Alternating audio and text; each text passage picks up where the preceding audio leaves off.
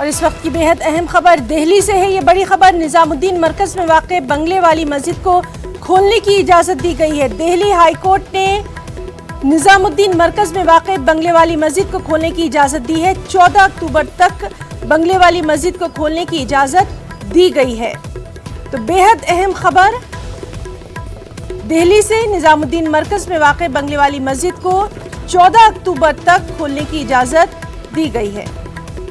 सीधे रुख करेंगे हमारे साथी सुशील पांडे का। सुशील, बेहद अहम खबर, क्या कुछ इसमें कहा गया है दिल्ली हाई कोर्ट की तरफ से? जी देखिए, फिलहाल जो निजामुद्दीन स्थित बंगले वाली मस्जिद है उसको फिलहाल 14 अक्टूबर तक खोलने की इजाजत दिल्ली हाई कोर्ट के द्वारा दे दी गई है। हालांकि ईद को लेकर एक बड़ी राहत फिलहाल जरूर है, क्योंकि अब ईद की जो नमाज है उसको लेकर तमाम लोगों को एक बड़ी राहत मिली है, क्योंकि अब निजामुद्दीन मरकज में जो बंगले वाली मस्जिद है उसको फिलहाल 14 अक्टूबर तक खोला जाएगा। यानी कि ईद की जो नमाज है वो फिलहाल निजामुद्दीन मरकज में अता की जा सकती है। एक बड़ी राहत और बड़ी खबर है फिलहाल दिल्ली हाई कोर्ट से। हालांकि दिल्ली हाई कोर्ट ने उन तमाम नियमों को ही कंटिन्यू रखा है जिसमें पिछली सुनवाई के दौरान दिल्ली हाई कोर्ट ने कहा था कि तमाम जो फिलहाल सीसीटीवी हैं उनको प्रिजर्व रखा जाएगा और जो लोग निजामुद्दीन मरकज में जाएंगे उनके रिकॉर्ड को भी फिलहाल रजिस्टर में डाउनलोड किया जाएगा। तो इन तमाम चीजों की तमाम तरीके से जो नियम है उनको कंटिन्यू रखा है। लेकिन एक बड़ी राहत जरूर दी है